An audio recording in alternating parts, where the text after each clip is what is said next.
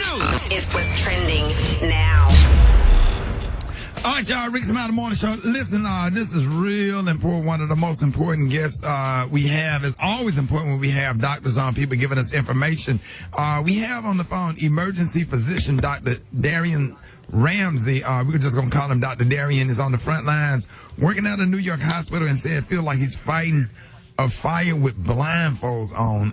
Good morning, Dr. Darien. Good morning. Good morning. Thank you so much for having me on.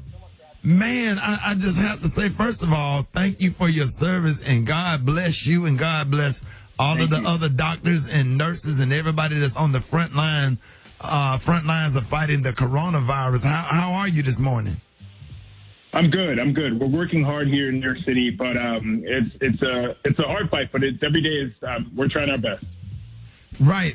So I guess one of the first questions I have, doing, all of this stuff right here, what is a typical day like the emergency department there in New York, where you are? What is that like? Yeah, great question. So we're honestly at the beginning of the precipice of a crisis. Our emergency rooms are full right now, unfortunately. Our medical ICUs are already at capacity. We have converted other rooms to ICUs in order to accommodate the people. We've converted our hospital lobbies into triage centers, if that can help people understand how much of an effort we're trying to put in and how many people are needing help. Wow. So it's like we heard reports of medical professionals not having the personal protection equipment needed. Is that getting any better? So unfortunately, I personally have not seen a change in the amount of equipment that has come down from above.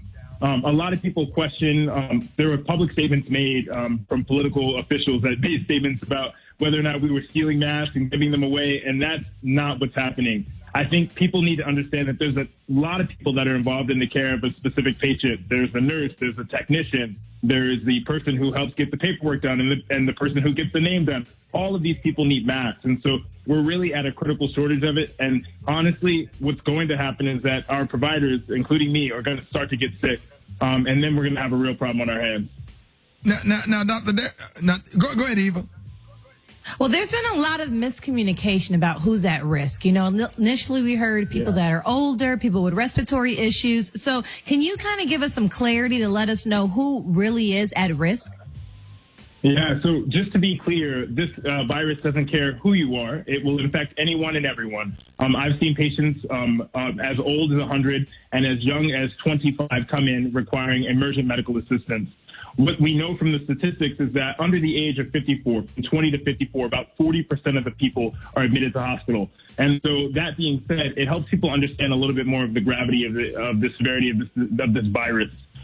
The people who are succumbing and dying from this, however, mostly are patients who are or not very, but a lot older than the average person that comes in the ER.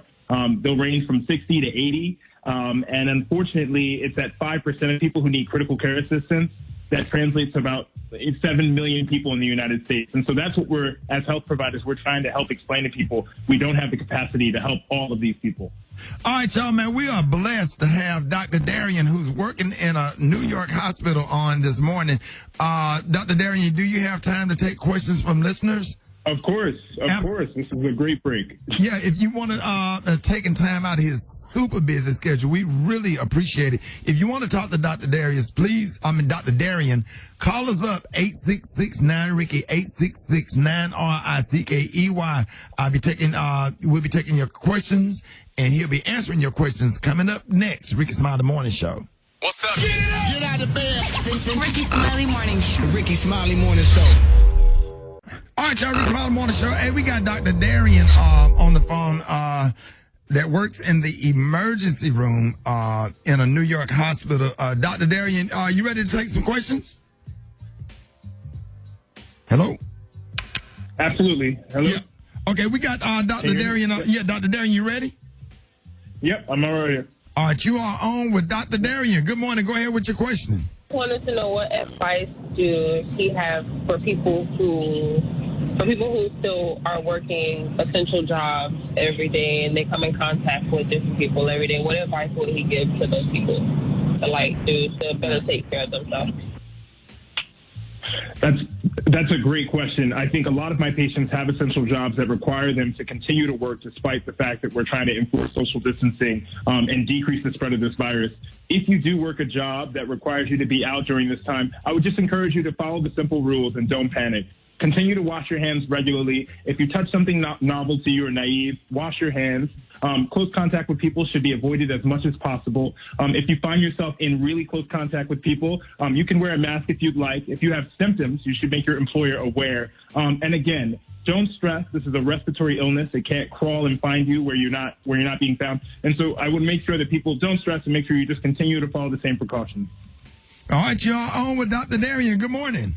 My question is, I seen a post on Facebook, and I wanted to know if it was true that they're picking and choosing who can get respirators or not, and are they not resuscitating patients?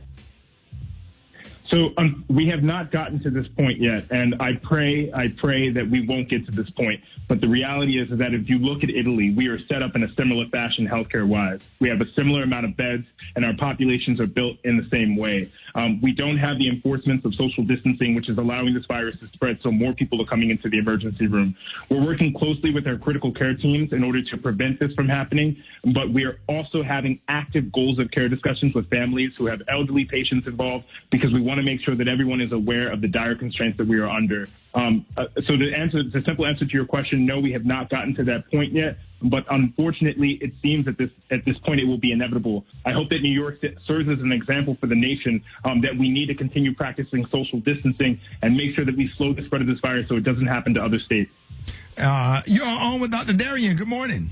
My question is, I'm calling from Charlotte, North Carolina, and I saw in the news last night that they said that they're finding out through the tests that they're running that it's more prevalent with people who have the A blood type, and people with O positive, or anyone can get it, but they're less likely, so to speak, their risk isn't as high. And I wanted to know if that was accurate.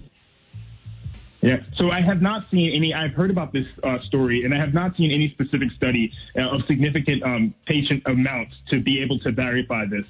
The virus itself attaches to receptors inside of our lungs that don't have to do with blood or blood vessels.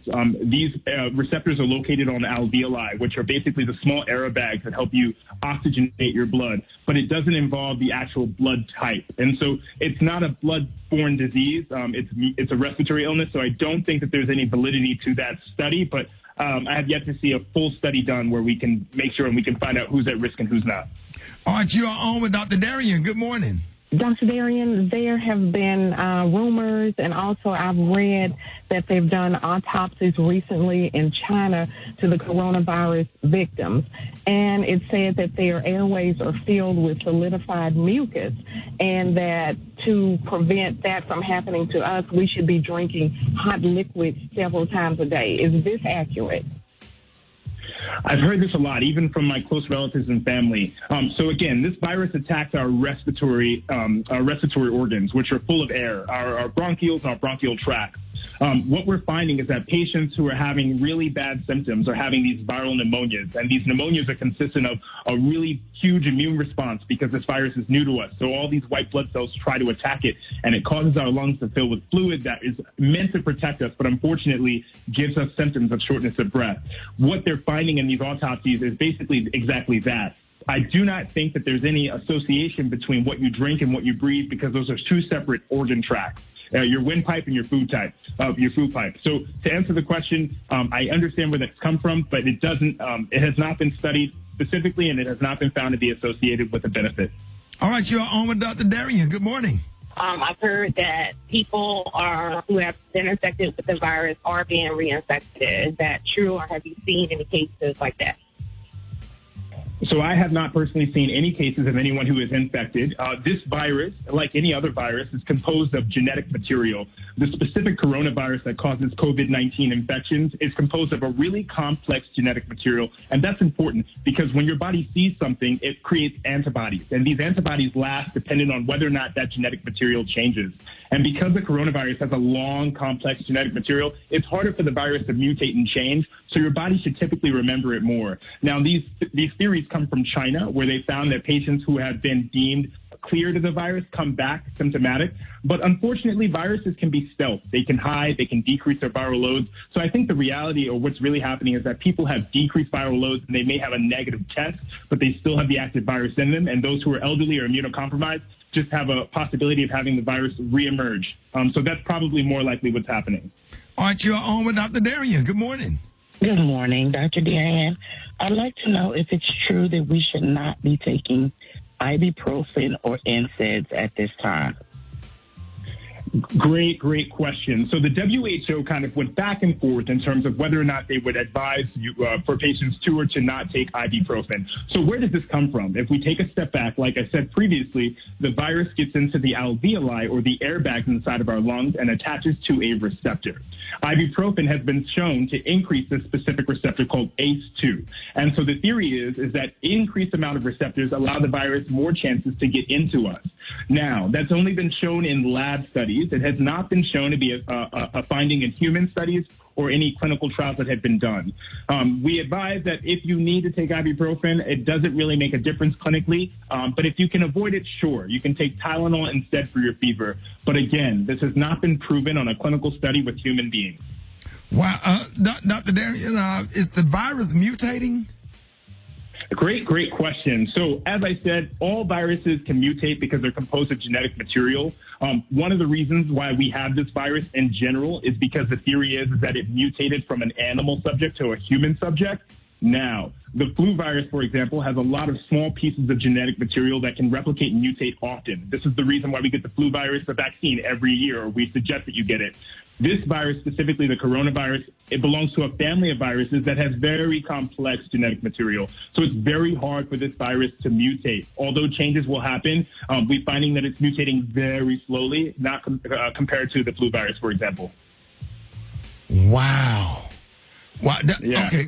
Well, we really want to thank you. And if there's anything that we can do to assist you or help you or support you, feel free to contact us and let us know. Thank you so much for giving the listeners all of this valuable information, and be safe. And we really appreciate you. And whenever you want to come back on, Dr. Darien, we would love to have you. I really appreciate this conversation.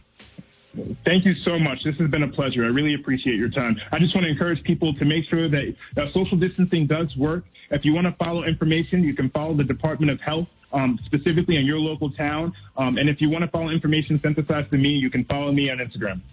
There it is, y'all. Make sure Dr. Darien Sutton Ramsey on Twitter, Dr. Darien MD on Instagram, at Dr. Darien. Hey, appreciate you, man. Thank you so much. Have a great day, y'all. Hey, you too. Church in 60 Seconds coming up. Rickey Smiley Morning Show. The Rickey Smiley Morning Show, baby. Everyone knows that